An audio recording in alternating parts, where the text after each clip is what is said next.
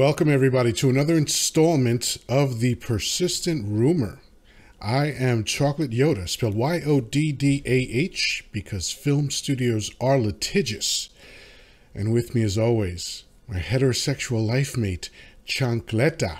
Cock-a-doodle-doo, what it do? Hey, yes it is. It's me, Chancleta. You're in a 70s pimp kind of mood, I see. Today, absolutely. You know, I'm thinking about changing my name to Clavon. Just for the day. Something with a C, baby. That's it. I like Clavon. It gives it that fake French feel. Yeah, it's great. It's like very Creole. Oh, Lord. Yeah. So, I'll tell you what's on my mind, chum. Yeah. Fucking evolution. That's a broad spectrum. You shut your fucking mouth.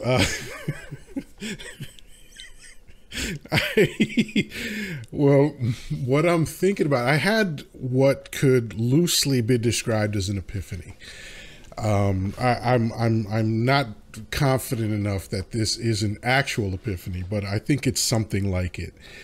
It occurs to me that part of the problem, if we acknowledge that there's a problem with the human race, I think it's fair to say that part of that problem stems from how far we've drifted away from our evolutionary programming. And I have examples for that. Yeah. And I know, and you and I talked about this over the years, but it just sort of crystallized for me recently. And I think it's partly the podcasts that I've been doing, the conversations that I have with you, the conversations that I have with my son. It's just all kind of coming together for me in terms of what's gone wrong with humans. Because I think when we look at the outcomes around us, it's easy to see that things are not optimal. You know, we were given, whether through evolution or your creator, whichever way, it doesn't matter what you think started all this. This was given to us, right? We came up out of the primordial fucking ooze with stardust mixed in, and we started to split as atoms, and then, long story short, we were fish. We crawled up out of the sea. We developed opposable thumbs, and now we send emails with our fingers. Yeah. And watch people have sex on screen. Yes. Right? So I don't know how ones and zeros translate into people fucking in front of me, but I like it. Right? Ditto. So, but more specifically to what I'm saying, you know, the earth is this perfect environment for us to thrive. Right? So we have abundant sources of food, abundant sources of drinkable water, climates that are conducive to comfort and again, population growth, all these types of things, right? And it looks like humans took that and just became the worst overnight guests ever, right? And everything is out of balance, and aside from the environmental aspect of it, in terms of kind of fucking up our own environment, because, you know, like one of the Smiths said to Morpheus, you know, I've been trying to classify your species, you know, and he gives that great speech about how humans are like viruses. And I think that it's an appropriate comparison, because we have fucked up our host. Yeah. Right? We really did a lot of damage to this thing that was prepared to support us in perpetuity. And socially, I think we've gone way off target when it comes to what our evolutionary design is. And I think that's what has created depression at the levels that we see it now. I think it's what's created the divorce rate. And not that marriage is necessarily something that has to be maintained, but the idea of relationships that I believe are very easy to maintain becoming very difficult to maintain. And I think it's because they're based on a lot of bullshit. Mm-hmm. So that's what the overarching idea is that the farther away, the further away we get from our evolutionary design, the harder life becomes. Mm-hmm. So that's the idea. I hear you. You know, I thought about that in terms of relationships too, and for me, it's like I am really considering the very next relationship I have to be polyamorous. And I'm not trying to do this like, you know, like, oh, it's a trend, or like, you know, I've suddenly become a Mormon or anything like that. I just think like from a logistical perspective, like it just makes way more sense. Logistical. Explain that, please. Well, like, so if you think about like the cost of living now, right? If you think about the cost of living now, like a couple generally has a hard time like staying afloat, right? Like you got a man and a woman, right? And if one of them should not work, then it just becomes a little bit of a struggle. Mm-hmm. But if you have a household, let's say just 4 people, let's say two couples, let's say, you know, 2 men, 2 women, or whatever combination of any gender. So you're a little gay. Okay, that's fine. Cool. But let's say that that's the case. And then you have the situation where you have 4 adults that are working. You buy a larger homes, you can afford more, you can, you know, like one person can allocate funds to like savings, one person can allocate funds to like a retirement, one person can allocate funds to like, you know, vacations and other things and whatever. And it's just like, it's just more practical. And then it's just like, I don't have the jealousy issue. So it's just like, hey, if I'm happy with like a few people, like I've always thought about the idea of like, you know, let's say buying like a plot of land, right? Maybe like a cul-de-sac, and just having like a few houses built there where I have, you know, just friends and family living, you know, with us. So it's like the same idea, like just, you know, I never liked the idea of having this huge, enormous house. I love big houses, like really nice homes. Like I have nothing against them, but I've never liked the idea of having this gigantic home. Like some people have like 6-bedroom homes or 8-bedroom homes, and it's like 3 people living there. And it's like, what a waste, like, you know. And to me, it's like, hey, if you're going to have a house like that, it's like, fill it up, man. You know what I'm saying? It's like, let people live there. Like, you know, so to me, it's always been like this really cool idea. And it doesn't even need to be necessarily a thing where you're all having sex or whatever. That's my thing. But if you have like, well, if it's your thing, it's going to have to be somebody else's thing too. Yeah. Well, yeah. I mean, but that's what I'm going for. Is my point. Yeah. Like that's, you know what I mean? Like, but like you could just do like 2 couples. Like, let's say, you know what I'm saying? You have, you and your lady friend, and then there's another couple that, you know, it could be me and my lady friend, whatever, and then we could live together. So again, we just need to specify that in this example you're a little gay, but that's fine. There's nothing wrong with that. Listen, we've already established this. Like, you know what I'm saying? Like, let's move forward. Because for me, the scenario would be me and 3 women, but that's fine. But either way, like either way, like I don't care. No, the logistics make sense. Yeah, and as far as the economic aspect of it, I'm with you on that. Yeah, I mean, ideally, you know, it'd be like me and 3 women or whatever the case is. But it's like, you know, no, it's too late to pretend that that's your ideal. You've already said the point is that I'm open, and another guy and a woman. You've said that twice. That's what you want. You're a little gay. In a perfect world, yeah. Just go with it. We'd have more toys to play with, man. Look at all the room for activities. If anyone knows what film that's from, please tell us in the comments. Yeah. So, you know, but yeah, that's what it is. It's like, you know, like like if it were a situation where I was with you and then we have like this big like place to live or whatever, it's like, oh, hey, my friend's home. Like, you know, let's go out. Let the girls do their thing, you know? And it's like, you know, to me, it's like, oh, that sounds like a great situation. Obviously, it's not for everybody. There's people that are way too like, you know, oh, I can't, you know, my significant other can't be with another person. Like, I don't know. And the thing is, though, getting back to the evolutionary aspect of it, is polyamory is what we're like. Yes. That's how we are designed in a very literal sense. Yeah, absolutely. This whole structure of one person for your whole life has nothing to do with evolution. That is a societal construct, and it's a false construct, which is why so many people are stressed from that construct, is that they want to be polyamorous. Even women, I mean, men and women are definitely different about this, but if you look back at the history, the biology, all that stuff, it's clear that multiple partners was the de facto standard of human beings. Yeah.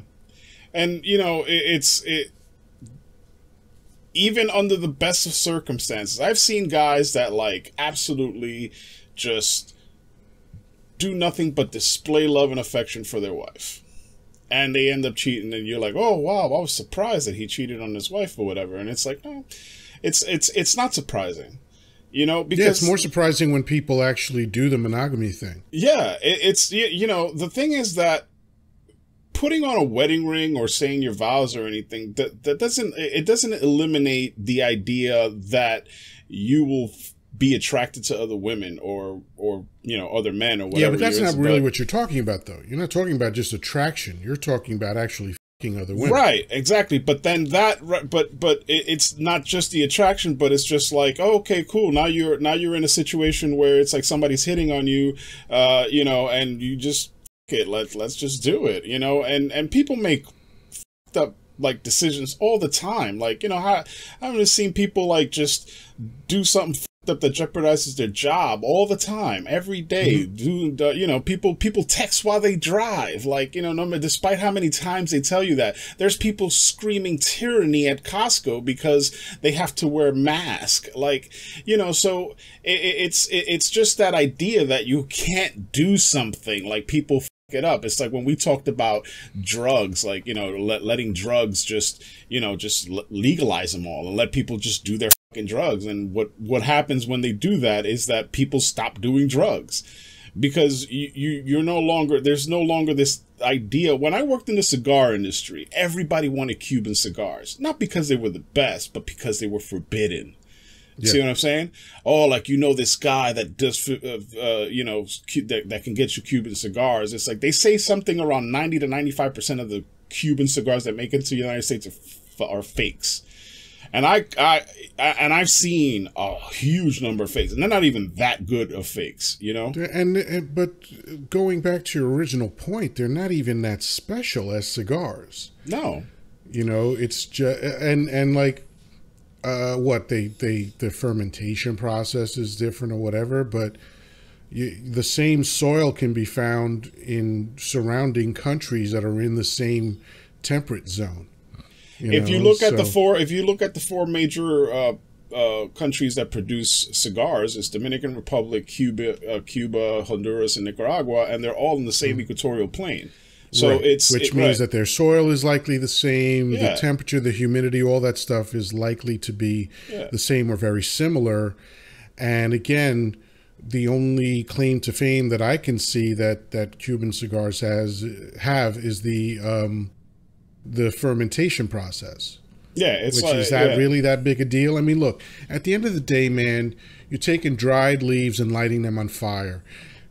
You know, how much variety are we talking about here?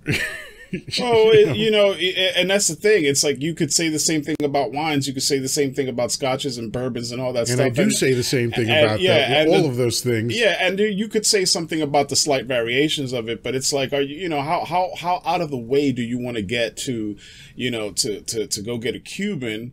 Most expensive liquor is not even worth it. Again, taste tests, they show people enjoy the cheap as much as the expensive. So especially with wine. Yeah. And so it's just like one of those things where it's like, you know, sometimes people just want to be in the club, you know, like, oh, I have this expensive whatever. Like, you know, well, connection is a very, very powerful human need. Oh, yeah. Listen, you know, Apple came out with a product called Apple Tags recently, right? And so it's basically like, you know, these little RFID tags or whatever that, you know, you can use to, like, you know, find your things. Like you can turn it into a keychain basically and connect it to your keys or anything else that you have. Maybe like, you know, if you can attach it to your phone somehow or whatever, and then or not your phone, because your phone is what finds it, I guess, but you know, just anything that you need to find. You didn't prepare yourself for this conversation, did you? Jesus Christ. That's the whole basis of the show. We don't prepare. So I just stated the obvious. Please continue. All right. That is the persistent rumor. So at any rate, so they make these tags or whatever, and they decide to make like a special version of it, which is made by Hermes, which is a French company, you know. So it's like you got this thing that's like maybe I think they make another one called Tile that goes for like $20 for like a 4-pack, and you know, of these little tiles or whatever. And then so the Apple version of it is pretty much the same thing with an Apple logo on it, and it you know, it's going to cost you like $40 for the 4-pack. And then if you want to get the Hermes version of it, it's like this leather keychain with the little tag on it, and it's like $500 for the. Just because is there rich mahogany on it? I mean, it's rich leather, but you know, it's a keychain, dude. Like you're gonna pay $500 for a keychain, but it's that exclusivity that people want, you know. And to me, it's like I don't care that much. I don't know how you get to the point where you care that much. I mean, listen, if you have the kind of money, you know, I when I was younger, I used to go, how the fuck do people buy like $18,000 watches, or why do rich people do this? And it's like, at the end of the day, rich people do it because they can. You know, that's what I learned selling expensive clothing. In 1990, I was working for Louis Boston, unfortunately now defunct. Mm-hmm. Murray Pearlstein was a special kind of CEO, and I learned a lot about clothing. But one of the suits that we sold was a 3-piece cashmere suit, and I want to specify that it was brushed cashmere, which is the softest, and it's an experience that's different than the cashmere that you would buy in most stores, or you know, when you see you go on the street and you see scarves that one side is silk, one side is cashmere, or something like that. This ain't the same thing, because there's 3 levels of cashmere from what I recall. It was brushed, then first cut, then second cut. So as you get closer to the skin of the sheep, the cashmere is less expensive because it's not as soft. Right. So this is the that they just literally brush off. No scissors are used for this kind of cashmere. Mm-hmm. So this was, again, 1990, and we're talking about a $5,000 suit. Yeah. Now, granted, it felt better than any suit that I had ever had on my body. It was close to a sexual experience. Yeah. But certainly, in my mind, not worth $5,000. But as you were saying, there was a story behind everything we sold. You know, the suit was, you know, Luciano Barbera. He was an iconoclast, and he bought wool when there was particular conditions, and then he put them in an underground cave that had a specific moisture level to it, and he let the wool age for 4 or 5 years before he would use it. And the mother of pearl buttons came from this little Italian villa, you know, where people would shape them by hand. You know, so we loved to tell the stories, because that's what people would tell when they bought the stuff. Right, yeah. And they paid for it basically for the story that they could tell, and also because you would look good in a suit that was made that well. And the tailors were amazing at what they did. They were wizards at fitting a suit.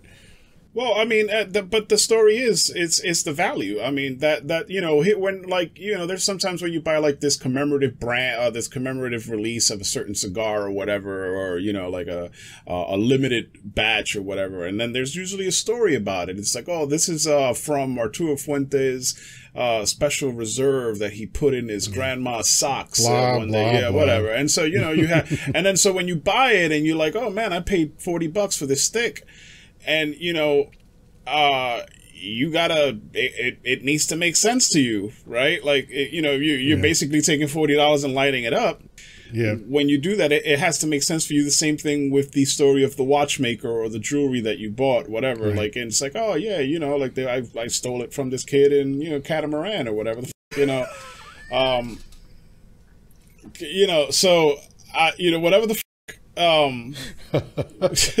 I think you meant Kathmandu, but Kathmandu, okay. That's what I meant. A catamaran is a boat. Unless type you were of thing, out yeah. on the water. Yeah, yeah. And that's a particularly bold theft because there's nowhere to run. Yeah, well, you know, pirates and shit. I don't know. But that's the thing. Like, you know, it's just like these stories that you have to fabricate to make something. Well, these weren't fabricated stories in the case that I was talking about. No, well, not fabricated necessarily, but like, you know, like these stories that you have to tell, these stories that you have to sort of, you know, provide with the product, because the product on its own doesn't stand by, you know, like it's like, oh, what's the value of it? Why do I want to pay $5,000 for a suit, essentially, you know, or whatever? But I get compliments on cheap suits because of my experience with Louis Boston, I know how to put suits together. So, but again, I get what that's. If you can afford it, and your psychology is that way, where you to feel special, you got to be able to do what other people can't do. Even though I look at that as a tad pathetic. But I get it. I understand, because significance is another strong human need, and look at the lengths that the lengths to which people will go to achieve significance. I mean, listen, if I ever have the opportunity to get fitted for a bespoke suit, I would do it. And it doesn't have to be this thing where, you know what I'm saying, oh, we have this, like, you know, first, you know, the brushed cashmere or anything like that. It's just the idea that somebody's making something for me to my taste, to my measure, like, you know, down to the fucking, like, the pinstripes lining up, all that. It's something that I like. I like looking good when I wear a suit. Like, everything else is like, whatever. It's just clothes. But when it's a suit, it's like, man, that was one of the appeals when I met you. I was like, wow, this motherfucker looks put together. Like, I don't know, befriend this guy. But let's make the point that none of my suits were ever bespoke. No, but you could. But here's the thing, right? Like, when you look at someone, and it's like there's so many times that I see somebody with a suit on, and I've seen guys with expensive suit ons that looked horrible because they were tailored poorly. Right. You know, where typically you see the arms kind of like, you know, the sleeves coming down past your thumb knuckle, and it's like, some of these guys just don't know. Here's what it is. It's a combination of things. The general ignorance of the people buying the suits, because most guys will just point to a mannequin and say, this is what I want. Right. They don't know the parameters for a good fitting suit. Right. You know, why does the sleeve coming down too long look bad? Right. You know, what is the proper way to figure out where the sleeve should be? Right. There are little things to know about that. Yeah.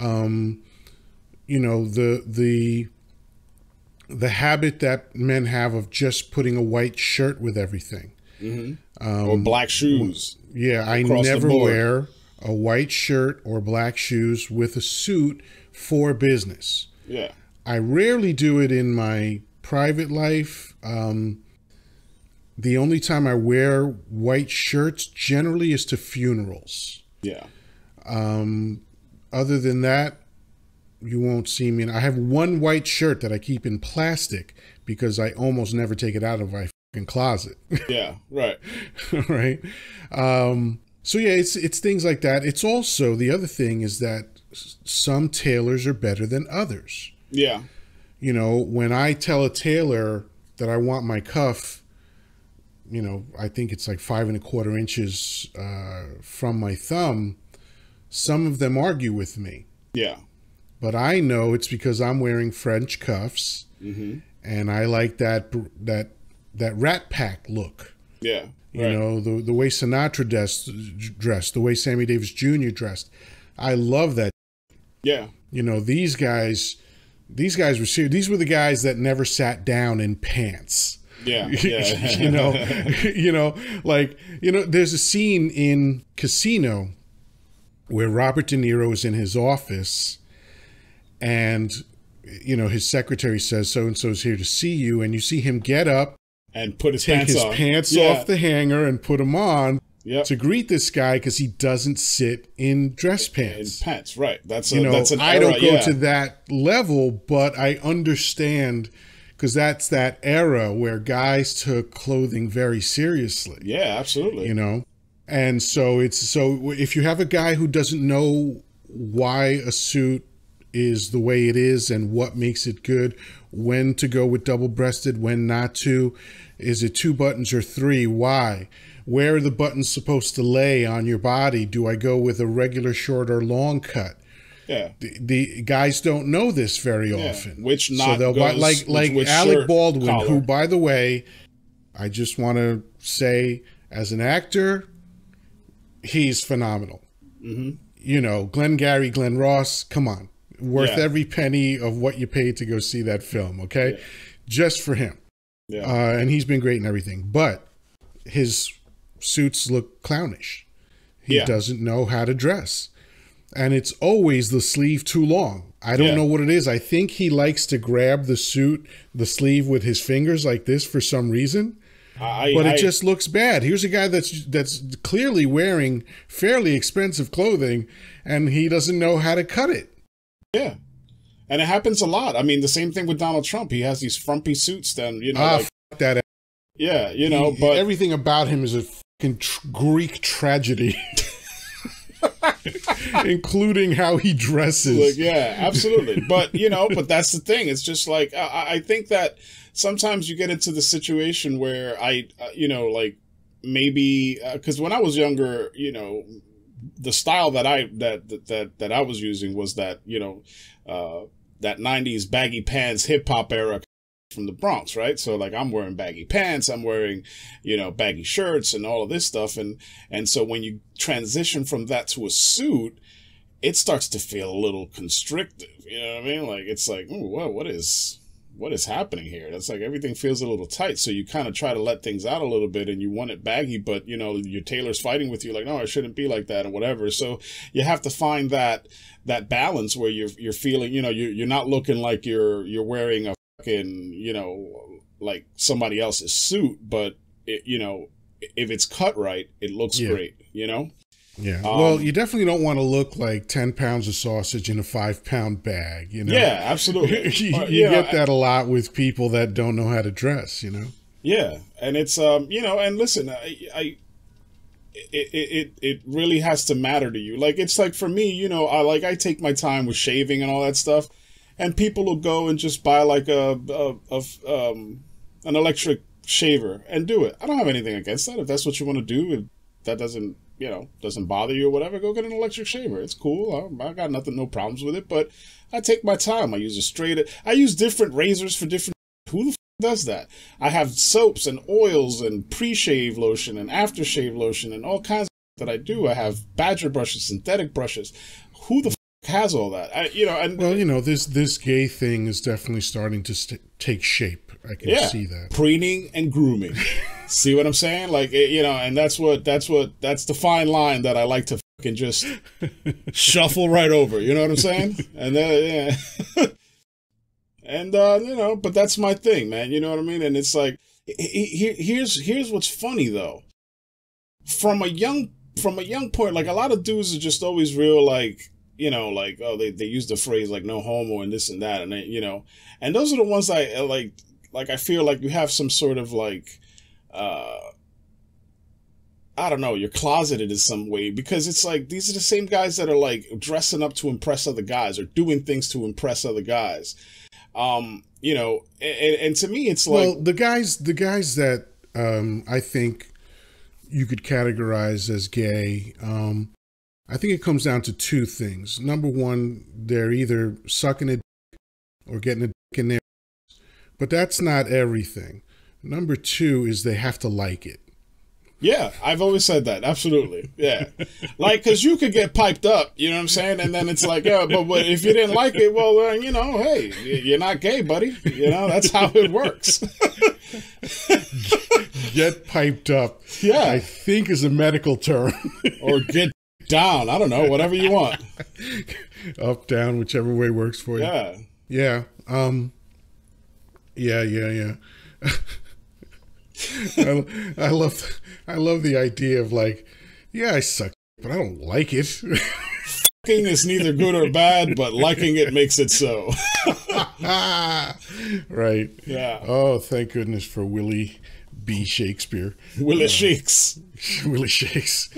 Yeah. So evolution. There you go. There you go. Is that what started this whole diatribe? It's typical of our conversations that go all over the place. This is what happens when we don't prepare. Yeah. So, which is to say, this is what's going to happen every fucking week. So I didn't ask you earlier. What's on your mind, chum? I don't really. I'm in my nothing box today. Your nothing box. Oh, yeah, tell people what that is. So, like men and women are wired differently. Like, their brains are wired differently. So, like, to give you an example of how a men's mind works. So, like, we have compartments in our brains, and you know, we have one for our family, we have one for, like, you know, hobbies, we have one for work, we have one for whatever, and we do this thing where we just dig in that one box for all the stuff that we need, and we put it back, and none of the boxes touch. Right. And this isn't like my definition or whatever. This is something that I've heard like doctors and coaches and everything talk about.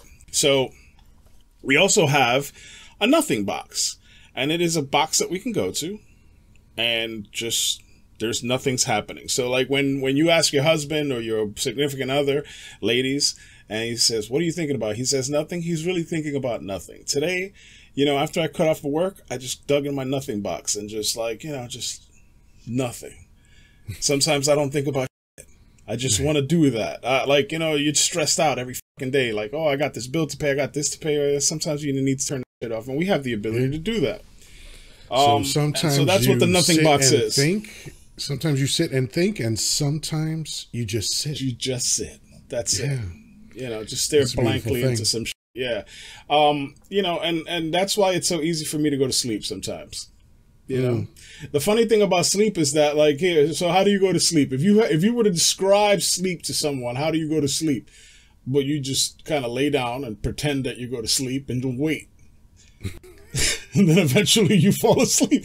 What is the mechanics of going to sleep? Like, what, you know what I'm saying? Like, well, it all depends on the individual, because we don't want to minimize the people that struggle to sleep. Absolutely. Because there are things like, for instance, with me, falling asleep is easy, staying asleep is not. Right. Right. That's a physical thing because I have sleep apnea. So for me, there is a process for maximizing my comfort so that when I fall asleep, which I do at the drop of a hat, I can fall asleep very, very easily and very quickly when I go to sleep at night. But in order to ensure the optimal environment and conditions so that I stay asleep, I have to put in a little effort to do that, which I don't mind doing at all, because I went for decades without addressing my sleep apnea because I didn't know I had it. Right. Because, you know, when you met me, if you think about, like, I was putting in 14 to 16 hour days on a regular basis, you know, just grinding all the time. And, you know, I had that attitude, oh, I'll fucking sleep enough when I'm dead. Right. But the fact is that if you don't sleep enough, you are hastening the arrival of your death. Yeah. You will literally take years off your life if you cheat yourself from sleep. And if you look at statistics regarding workplace accidents, they are directly connected to fatigue. Yeah. If you look at the number one day when there are the most car accidents, it is the day after the clocks jump ahead an hour and people lose an hour of sleep. Yeah. All right. So sleep is important, and some people have an easier time of it than others. My second ex-wife can drink a shot of espresso and 5 minutes later be out like a fucking corpse. Yeah, same. I totally have adrenal fatigue. I don't know what's wrong with me. But well, tell me what you mean by that. My adrenal glands, like nothing just seems to be responsive to anything. I'm not responsive to caffeine. I'm not responsive to I took LSD once and nothing. Well, that has nothing to do with adrenal fatigue, but no, that's true. But like, there's been a lot of things. I'm just saying, but caffeine. So stimulants don't do it, but that's part of the adrenal fatigue thing. But how is your sleep? Some days better than others. I mean, so like, there's sometimes. Let me ask a better question. Are you constantly exhausted? Yes. Okay, so you might have adrenal fatigue. Yeah. And are you big on stimulants like sports drinks, caffeine, all that stuff? Just coffee, but yeah. Just coffee? Yeah. Okay. Well, yeah, I mean, getting off of caffeine is rough. I knew a guy who quit heroin cold turkey. I met him in Narcotics Anonymous, and he years later had a coffee habit of 2 to 3 pots of coffee a day. Holy shit. Okay, that's some serious. Yeah. And he said that when he quit coffee, it was more difficult than quitting heroin. All right. So yeah, stimulants can fuck with your adrenal glands. Adrenal fatigue is controversial, but I think the evidence is kind of there. Okay. To suggest that it's a real thing. So if you want to address it, it starts with good sleep habits. Like here's a quick rundown on how to develop good sleep habits. Go to sleep and wake up the same times every day. So here's where people fuck up, is that Monday through Friday, let's say, just to pick an arbitrary time, they wake up at 6 a.m. and then at night they'll go to sleep at, let's say, 10 or 11 p.m. If you're not getting at least 7 hours of sleep, that's already the first problem. Yeah. So that's the benchmark. Start with 7 hours of sleep. If you're not getting at least that every night, and 8 to 9 is even better. Right. Okay, but 7, absolute minimum. I like to get no less than 7.5, because then that's 5 sleep cycles of an hour and a half each. And that's how I kind of measure, optimal sleep. So if you're doing that, here's where people fuck up, is on the weekends, they throw their sleep cycles completely off. Like they'll be like, okay, Saturday morning, I'm going to quote unquote sleep in. And I'm not going to wake up until like 10 or 11 at night, in the morning, 10 or 11 in the morning, when they normally wake up at 6. So now what happens? Well, since the circadian rhythms usually keep us up for 16 hours, well, now you're not tired Saturday night going into Sunday. Right. So you wake up Sunday very late again. And guess what? You're not going to get enough sleep between Sunday and Monday. And then it starts all the fuck over again. Most people don't even start to feel normal until like Thursday, and then they trash themselves all over again every week. So that's a great simple thumbnail sketch for how to address good sleep habits. Is go to sleep the same time every night, wake up the same time every morning, 7 days a week. Yoddah has spoken. I love it. Yeah, I'm simply regurgitating the articles that I've read. And I listened to a sleep expert on Joe Rogan's podcast. # Joe Rogan. Joe! What's up, Joe? Let me tell you something about. So here's something that happens with me with sleep, and so I also have sleep apnea, and so I wear the CPAP at night. And I don't believe you. I don't care.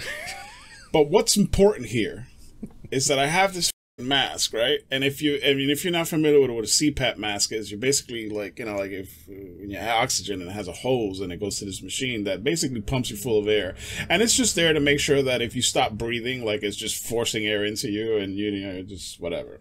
Well, it's not if you stop breathing. If you have sleep apnea, you're not breathing. Yeah, you're basically dying slowly every night. Yeah, I actually know of 3 people that have died of sleep apnea, and one of which was your cousin. One of them was a cousin, yeah, and it's terrible. It's so I got that taken care of, and I used to think it was like because I was overweight, but that's not necessarily what that contributes to it. That contributes to it, but it's not necessarily the case. In certain cases, I've seen guys who were pretty fit that have sleep apnea. So yeah, it's whatever. just biology, the construction of your throat and So at any rate, so then one of the things that happens to me is that sometimes most times it's easy for me to go to sleep, but staying asleep is the issue. So one of these nights I had this mask on, and I'm like, oh my God, I wake up and I'm like, I can't go back to sleep. I can't go back to sleep. So I figured I'd rub one out. Sorry, I didn't see that coming. Yeah. No pun intended. Yeah, I hear you. Hey, so hey, listen. So I decided, let me crank one out, and here's the thing: I'm just kind of tired anyway, but I don't want to take my mask off. So so I just start So you Darth Vadered the motherfucker. So I Darth Vader this shit. But here's the thing: so you're getting this rush of air, and then when you're finished, you're kind of like. You're like, oh, this is great. And so all this forced air in you, and all of a sudden I'm hyperventilating, and I'm like, oh, well, this is a fucking... So I just made hyperventilating with a CPAP mask on has got to be one of the rings of hell. Yeah, it was crazy. Like, it's one of these things that it's like, well, they forgot to write that on the instruction manual that they don't masturbate with a fucking CPAP on full blast. This is not gonna end well. So, a word of caution: if you're thinking about doing that, release the mask, because it fucked me up. And then what ends up happening, I had to take the fucking CPAP mask off, and just figure life out for the next few hours, because I couldn't get back to bed. Now I'm panicking, my heart's racing. This is crazy. I don't, So that is the worst case of user error that I've ever heard. Yeah, it was. I think it's right a notch below using Gorilla Glue to wax your hair. That's it. Oh, Lord, yeah. So, more proof that the human race is doomed. Here's the thing: no matter how much you fuck up, you can always find somebody that fucked up harder, and it's unbelievable. It's like, oh yeah, man, I didn't even think of that. But yeah, there goes. Yeah. With regard to the sleep apnea thing, when I got tested, it was kind of alarming because I think it's chronic sleep apnea starts at a score of 30, and I'm presuming that the score is up to 100. The scale is up to 100, and so I had severe because my score was 69. And the doctor told me, and as a matter of fact, they weren't sure that the test results were correct because it was so severe. So I had to get tested twice. And they confirmed that, yes, in fact, the first test was accurate. And he said, if you hit 70, I would have taken forcibly your car keys. Because I would have been at risk of fucking just narcolepsy. Yeah, seriously. Which, speaking of narcolepsy,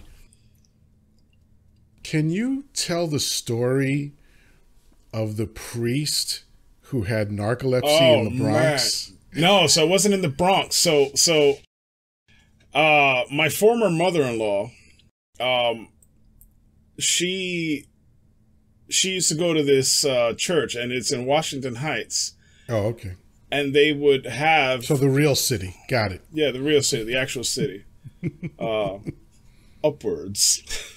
So this good dude would walk in, and he wasn't the normal minister or reverend or whatever. I don't remember what the denomination brings, priest, I don't whatever. But he was a guy who would occasionally come in. He was an older gentleman, and he would have narcolepsy. And this dude would just fucking go on a sermon and just start like just talking and just fall out like right on the fucking thing. And then so the thing is that people would just know and expect it because it's whatever, and then they would just be like, wait. Can I tell you something? When you first told me this story, I had to get back tickets. in 2001. Yeah. I want people to understand that if I ever see a priest in the middle of a sermon pass out from narcolepsy, I will spontaneously combust. Yeah, no, it's got to be one of the funniest scenarios that I can imagine, and I think that I could have filled up a stadium just to watch people like see that, like you know what I mean? Like, do you remember how I was when you told me this fucking story? You were apoplectic. It was fucking crazy. I couldn't believe. I was screaming, laughing. Yeah, because it's just a funny scenario. Like, it's like of all the things that you could watch somebody. Like, I've always wanted to be at a wedding. Like, I've never heard anybody even mention this beside you. Yeah, no, I've never heard it either. I thought it was fascinating. I couldn't wait to go fucking see this. And we never did. No, we never did. Shame. Unfortunately, religion doesn't move me, but that would have been the thing to watch. Listen, if you're going to see a narcoleptic priest, that's got nothing to do with religion. Yeah, no, absolutely. I'd have to sit in the back because I'd holler. I would be sitting as close to the front as possible. I'd need to see it. I need to take it all in. Yeah, I just I mean, does he fall down? I never even considered asking like this, like, because he was at a podium. I have so many questions about this. They were at a podium, and what happens if you poke him? Yeah, like, do they have somebody at the ready, like in case he leans? You know what I mean? And he just topples over or something. Like, how does that work? Is it like the priest catching squad? Like, what goes on? That's what I want to know. What goes on? I mean, imagine a comedian that has narcolepsy, and it's like, oh, that'll f your shit up. You know what I mean? Like, it's like, yeah, you're not going to have a long career if that happens to him. People will eventually get sick of that, but who knows? But maybe that would be like a gimmick that will work. Chancleta's giving career advice out. Listen, if you're going to be a comedian, make sure, and I can't stress this enough, don't have narcolepsy. But it could work for you. It could work in your favor. Who knows? That's fucking hilarious. I would pay money to see a narcoleptic comedian. Yeah, I would. I'm just that kind of fucked up. Yeah. Listen, funny's funny. It's if I'm going to see a narcoleptic comedian, it ain't about the jokes. Yeah, but that's what I'm. But that's what I'm saying. Like, that's funny. That's funny in and of itself. I don't, the jokes are just gravy. You know what I mean? Like, it's just give me the bonus material. I don't care if the dude doesn't eke out one joke before he passes out. I need to see this motherfucker pass out on stage in the middle of a sentence. Yeah, or like a guy doing karaoke all out, like you know what I'm saying, and just fucking with a mullet on and just fucking narcoleptic halfway into fucking silent lucidity. Oh man, that was a mashup of several stories. I love that. Yeah. No, imagine that. I'm standing next to you. Yeah.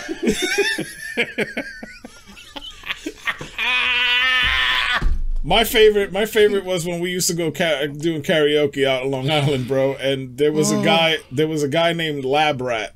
That dude was my fucking hero. He was just like one of these guys that just was like the most confident dude. He would go up and belt a song, and it would just be like, wow. Let me give you. I want to put his confidence in context. Yeah. If he were floating down a river on a raft, and he came up to a drawbridge, and he got an erection, he would scream, "Raise the bridge!" Yeah.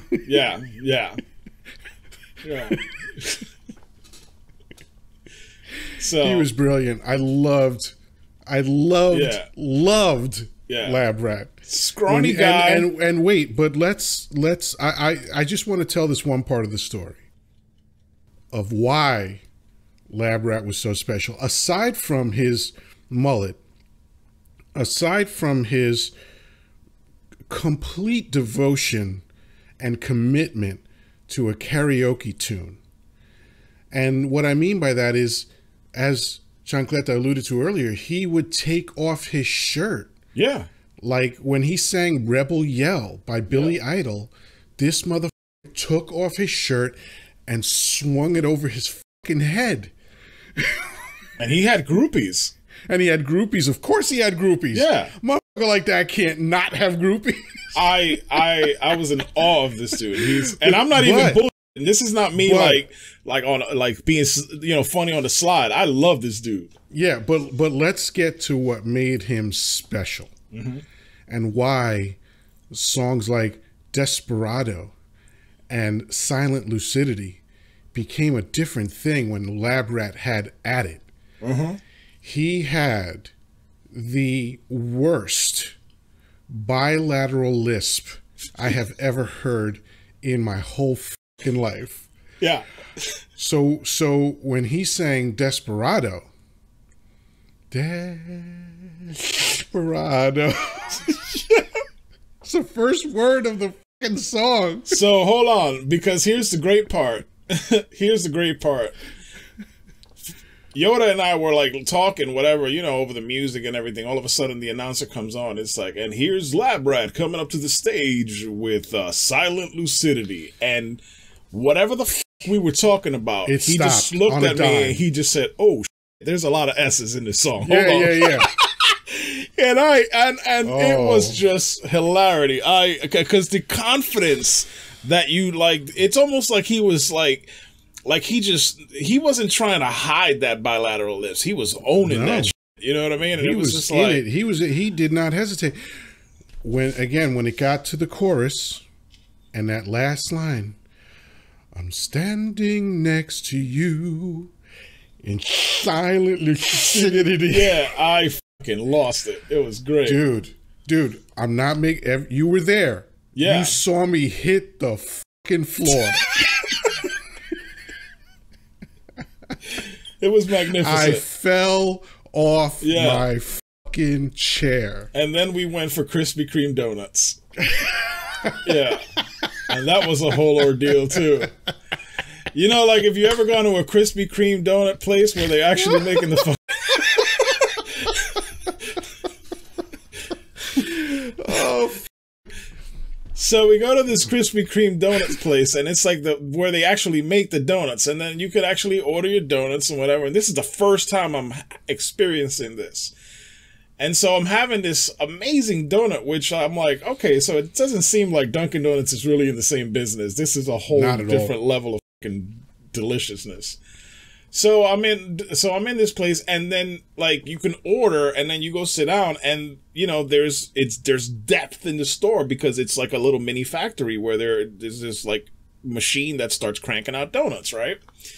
And so if you've never seen it, it's basically like, you know, just this machine. It's a little elevator. It starts like aerating the dough or whatever, and then it just flips them into a fryer, and they come out in like, you know, sections of 6 each or whatever. And then they flip them again. And then it flips the other it. Side. And then it flips it, and then it goes into a conveyor belt. It gets frosting, you know, like kind of like folks, a car wash. Let me tell the rest of the story because I observed this. I observed Chancleta in all his glory experience the making of a Krispy Kreme donut. Yes. If you've never seen a retarded kid play with a cat,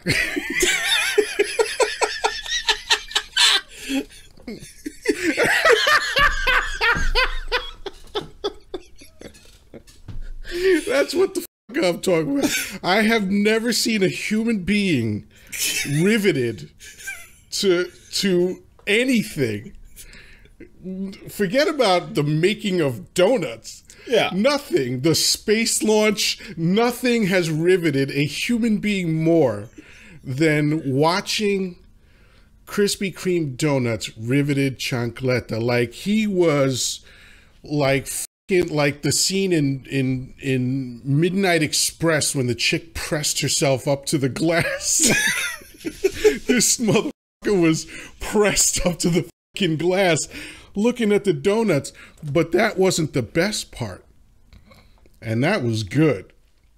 The best part was when one of the donuts didn't flip.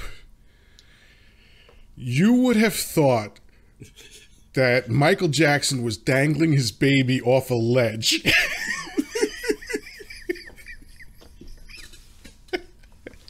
To say the least, Chancleta was fucking concerned. He was looking up front to see if he could get someone's attention to be like, it didn't, you know, and of course the guy spotted it and just threw it out because he sees that all the time, but holy shit, was that fucking funny. I was like, so here's the thing. So in my head, it was like, oh, so here's me, you know, having this amazing donut experience. And I was like, I don't want you guys shut down because you just sold a half uncooked donut and somebody gets fucked up. Like, you're like, it's much purely selfish. You were just protecting your source of deliciousness. Yeah, imagine like, you know, somebody gets hurt too. Like, it's like, you know, I don't want to see anybody get like food poisoning because you have like eaten raw dough. That's like if I get a box of raw, it's like, and I'm thinking, how often does this fucking happen? Are they catching every single one? You know, is there a possibility that I can catch a fucking I'm telling you, folks, I'm not making it up. He was completely transfixed by this whole experience. I chased, and all I can say is I thank the universe that I was there to see this because it was quite stunning. I chased the donut from the beginning of the assembly line, bro, to the end, and until I flagged this dude down, like, yo, that one didn't flip. Oh, you know, I mean, you know, it was beautiful. It was beautiful. Oh, thanks for the memories, my friend. 20 fucking years. Let me tell you, lots of stories, and it's always like this. Oh, we got a million of these stories, and eventually we'll get to telling them. For now, we're gonna wrap everything up. This has been so much fun. I'm actually a little overheated from laughing so fucking hard. There you go. All right. Well, but again, this has been another installment of The Persistent Rumor. I have been Chocolate Yoddah. My lovely assistant has been Chancleta. And together we've been spectacular. You've been all right, but we've been fantastic. Hit the like. Or Hit something. the like, yeah. Subscribe. You can find us on YouTube at The Persistent Rumor. You could find us on Patreon. Hey, for the price of a cup of coffee, you can have this uncensored content. If you're watching it for free, that means that all of the fun words have been bleeped out. You know, come on. For a price of a cup of coffee, a cup of you can hear me say All right, that's it, everybody. Peace, loving granola. We'll talk to you soon. Chévere. Remember that CPAP, baby. Kick it off before you work it off.